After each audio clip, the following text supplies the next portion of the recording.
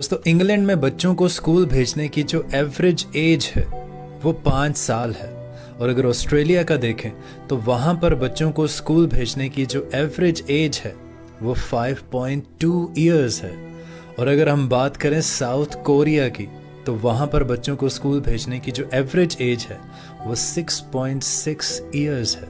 और अगर हम फिनलैंड की बात करें, जहाँ समझा जाता है कि दुनिया का बेहतरीन एजुकेशन सिस्टम है, वहाँ पर बच्चों को स्कूल भेजने की जो एवरेज एज है वो 6.7 ईयर्स है।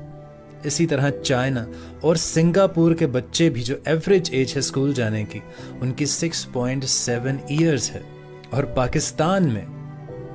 पाकिस्तान में बच्चों को स्कूल भेजने की जो एवरेज एज है वो 3 साल है।